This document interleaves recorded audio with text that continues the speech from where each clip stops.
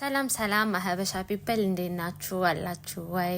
ዛሬ ደግሞ በካንቱ እንዴት ዲፕ የሆነና ዲፋይንድ የሆነ ከርል እንደምሰራ ነው ማሳያችሁ። ከመጀመሪያ በፊት ግን ላይክ፣ ኮሜንት፣ ሼር እና ሰብስክራይብ እያደረጋችሁ ለሰፖርታችሁ ድጋሚ በጣም ነው ማመሰግነው። ዛሬ በካንቱ በደንብ ዲፕ የሆነና ዲፋይን የሆነ ከርል ነው ማሳያችሁ። ቪዲዮ ሲጀምር እንዳያችሁት ቪዲዮ በጣም ዲፋይን የሆነና ዲፕ የሆነ ከርል ነው።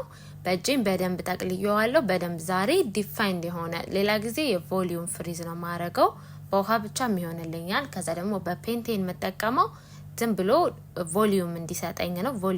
ቮሊዩም ያለው ፍሪዝ ካንቱ ደግሞ ስጠቀም ዲፋይንድ የሆነ ፍሪዝ በደንብ የተጠቀለለ ሁሉም ከርሉ የሚታወቅ አይነት ፍሪዝ ነው ዛሬ ፈለኩት። ከዛም በኋላ መጀመሪያ ሁሉ ጊዜ እንደምጀምረው ከመጀመሪያው ከፊት ለፊት ነው የጀመርኩት። ከፊት ለፊት ሲጀምር በጣም ዲፕ የሆነ ከርል ይኖረዋል። በጣም ያምራል። ከዛ በኋላ ከመሃል ከዛ ወደ ኋላ ስል በደረጃ ቁርጥ ነው የሚመስለው ሁሉም ሰው። እኔም ድሮ ከጀርባ ነበር የምጀምረው ከመጨረሻ ከዛ ወደፊት። ግን እሱ ምን ያደርጋል? ጸጉራችሁ ቁመቱን እኩል ያደርገዋል። ከፊት ግን ወደ ኋላ ፍሪዝ በጣም ነው የሚያምረው። ከዛ በኋላ የፊት ለፊቴን ጸጉር በጣም ስለምወድ ጥቅልል ያለ የፊት ጸጉር ፍሪዝ አረኩት። ብዙ ጊዜ እኔ የፊት ለፊቱ ጸጉርና የመሃለኛው ፍሪዝ በደንብ ቢሆን እመርጣለሁ። ስፔሻሊ ደግሞ እቺ ፊት ለፊት ላይ አሁን መጠቀለላት የፊት ለፊቷ ፓርትና መሃል ላይ ያለው ትንሽ መሃል ላይ ያለው ስለማይሆን ፍሪዝ እሱ በደንብ ቢሆን አይ ፕሪፈር። ከዛ በደንብ አርቄ እንደዚህ ተቀለልኩት። ከዛ ወደ መሃለኛው ገባው። እኔ ባሁኑ በደንብ ውሃ ላስነካውትም።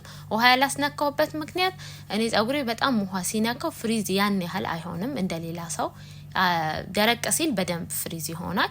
ግን የመሃለኛው ላይ በጣም መጠንቀቅ አለባችሁ። ምክንያቱም በኋላ ሲደርቅ ከተበላሸ ፍሪዝ ካልሆነ የመሃለኛው ስለሚበጠብጥ በጣም ፍሪዝ መሆኑን እርግጠኛ መሆን አለባችሁ። የመሃለኛውንም በደንብ ፍሪዝ አረኩት። እንደዚህ አይነት በጣም ዲፋይን የሆነ ከርል የሆነው በደንብ የያዘው ደረቅ አርቄ ፍሪዝ ስላረኩት ነው። ግን እናንተ ጸጉራችሁን አይታችሁ በጸጉራችሁ ጸባይ መስራት ትችላላችሁ ፍሪዛችሁን ማለት ነው። ከርዳዳ ጸጉር ያላችሁ ሰዎች በእያንዳንዱን እየተቀለላችሁ ብትሰሩት በካንቱ በጣም ነው የሚያምረው ሲደርቅ። እንዴት ደግሞ ከርላ ማይሆንላችሁ ፍሪዝ አይሆንልንም የምትሉ ሰዎች እንዴት መስራት እንዳለባችሁ ቪዲዮ ሰራላችኋለሁ። ከዛም በኋላ ከርደድ ያለ ጸጉር ያላችሁ ስትበትኑት እንዴት እንደሚያምር የሆነ ክርድድ ያለ ስለሆነ ውድቅ አይልም፣ ጭብረር ያለ የሚያምር ፍሪዝ ነው የሚሆነው።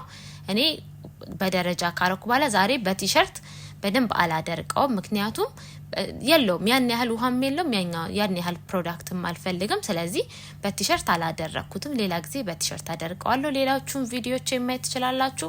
ሪዛልቱ ይሄንን ይመስላል። እንዴት እንደወደድኩት እንዴት እንደሚያምር በትኛው ሌስ ዊግ ነው የሚመስለው። ጸጉር አይመስልም፣ ሌስ ሂውማን ሄር ነው የሚመስለው። ላይክ፣ ሼር፣ ሰብስክራይብ እና ኮሜንት ማድረጋችሁን አትርሱ። እወዳችኋለሁ። ቻው